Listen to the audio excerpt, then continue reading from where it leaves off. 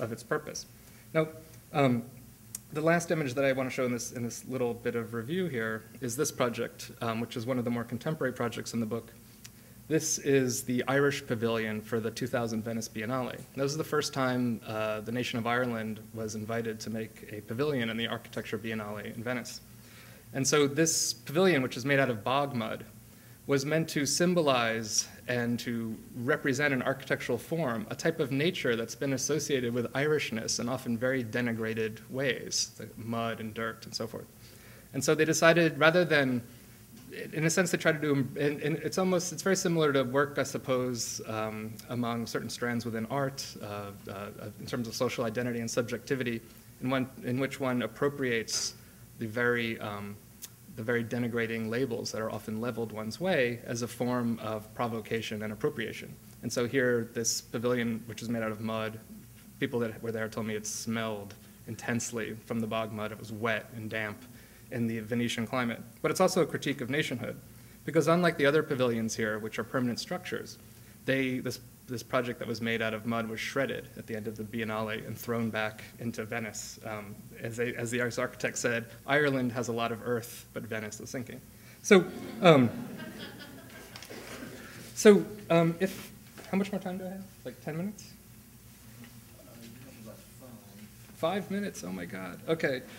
I have a 30-page paper I was going to read to you. All right. I guess I won't do that. Okay. So, all right. Well, in the interest of time. All right. So let me just briefly take you through one of the chapters to show you some aims. And you know, 10 years ago, or even 5 years ago, if you asked me, if I was going to write a book with the title of a chapter called Dankness, I would have thought you were crazy.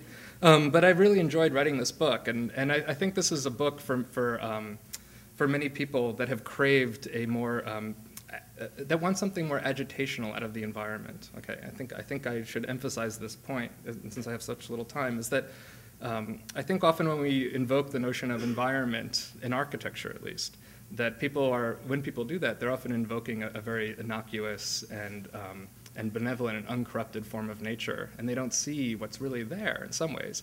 But also they appropriate nature in a way that leaves buildings little unchanged. And so what fascinates me about subnature is that it has an inherently confrontational role relative to architecture, and that it demands that the architect rethink what a building might be or can do relative to the environment. Okay, so dankness. So, okay, just to give you a very brief run through of this, and then I'll finish.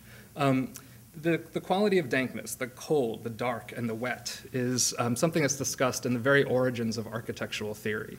You even find discussions of this within the little remaining theories of architecture from Rome. Okay, and architecture is understood as something that is in fact brought into being against this given environment of the natural world, of places like caves and the underground, the given inhabitations of nature. That architecture reacts against this dank environment. That architecture is in fact the thing that makes something different than this. This is a drawing by Philibert Delorme, French architectural theorist, and he used the cave as a symbol of architecture's past. This is the classical architect who emerges out of the cave and into the future of architecture.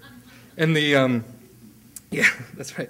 And right, yes. Okay, if you've seen, forget it. I won't make any jokes. Okay, so, but the thing about dankness outside of architectural theory that it can be found is that during the very rise of modern architectural theory in the Renaissance, this quality of the dank, of the cold, the dark, and the wet was in fact being designed into spaces via an interest in grottos and the landscape traditions that emerged from the Renaissance and eventually found their way into England.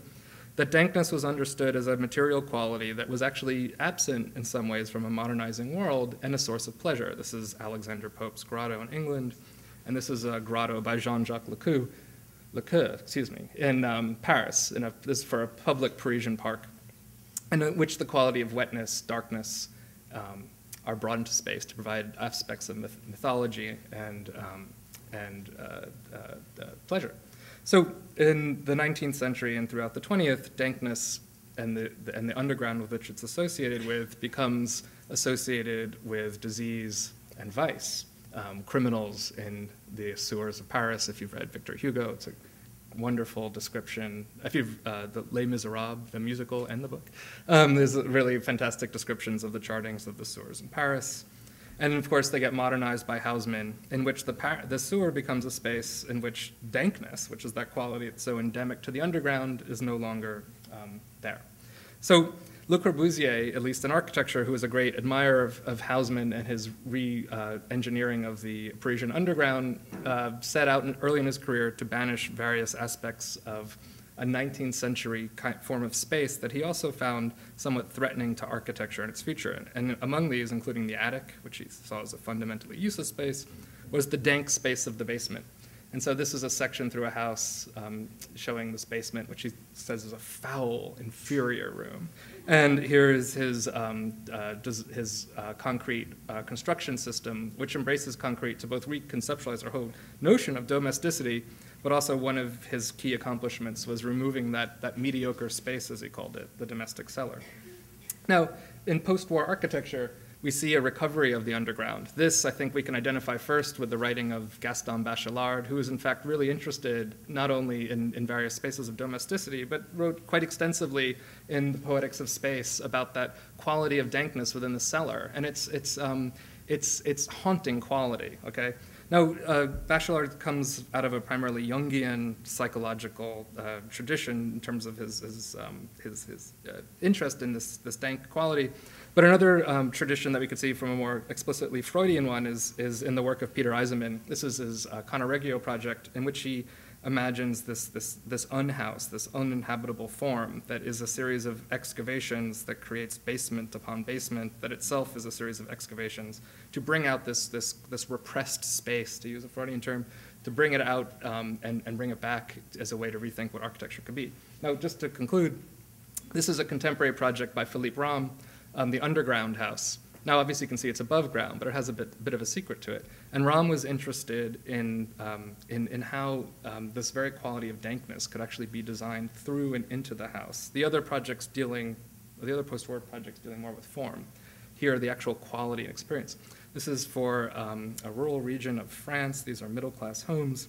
And so each of these houses is situated in this thing he calls the underground chamber. If you can see this section, there's a bathroom here, bedroom, kitchen.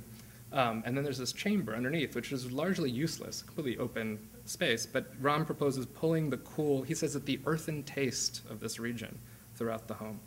And here you see the quality of the space underneath. He brings back this haunted space, but this space was also about bringing notions of pleasure into domesticity. And then finally this image where you can see how, these are computer renderings, obviously, where you can see this, this kind of cool, misty aura of this anti-programmed space in a house beginning to creep in, and its potential effects on our notions of what a house might be.